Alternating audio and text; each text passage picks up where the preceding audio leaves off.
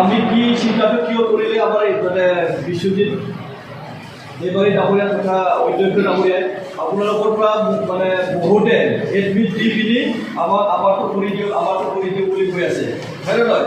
কিন্তু কৰিব যাওঁতে আগৰ এই মেণ্টেলিটিটো আছে আমাৰবিলাকত যে এইটো কিবা দিলে হ'ব নেকি কিবা, কিন্তু নিজস্বভাৱেও বেলেগৰ ওচৰত কিয় ইমান গোলাপ হ'ব, নিজস্বভাৱেও কিবা এটা লিখিব পৰাকৈ মানে পৰীক্ষাৰ তাতে কোনো অসুবিধা নহয় সেই গাইডটো দিবৰ কাৰণে আমি সেই মানে বিশ্বজিৎ দীঘলী MLA ডাঙৰীয়াই তথা অধ্যক্ষ অসম বিধানসভা ডাঙৰীয়াই এই ফেচিলিটিটো কৰি দিছে। আৰু ইয়াৰ দায়িত্বত এই অনুষ্ঠানটো কৰিবৰ কাৰণে দায়িত্ব আমাৰ প্ৰতীক কছাৰী ডাঙৰীয়া। সেইদৰে সেই আপোনালোকে সঁহাৰি জনাই যিটো আহিলে তাৰ কাৰণে বহুত বহুত ধন্যবাদ দিছোঁ।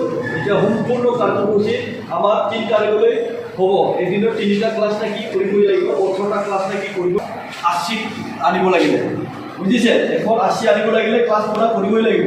আৰু 80 পালে কি আপোনালোকে তাৰ ওচৰত মোৰ চাকৰিটো ক'ত মোৰ কিবাটো ক'ত বুলি কৈ থাকিব দৰকাৰ নাই, ঠিক আছে? আপোনালোকে নিজে নিজাকৈ মানে অট'মেটিক পাই যাব তাৰমানে। তো সেইটোৰ কাৰণে আপোনালোকক ৰিকুৱেষ্ট কৰিছোঁ 3 তাৰিখলৈ মানে সেই সম্পূৰ্ণ ক্লাছটো তাতে কৰক। আমাৰ ঘৰৰ পৰা দুপৰীয়া এটা চাহ আৰু কিবা এটা খোৱা হ'ব আৰু বেলেগ একো নাই, বুজি পাইছে?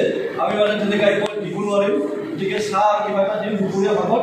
তাৰপিছত আমি 3 তাৰিখত এটা গ্ৰাণ্ড ক্লজিং চেৰেমনি এটা আমি কৰিম, হ'ব? তো মই এতিয়া আমাৰ গুঞ্জন ডেকা ডাঙৰীয়াৰ সম্পূৰ্ণ দায়িত্বটো অৰ্পণ কৰি দিয়া হ'ল।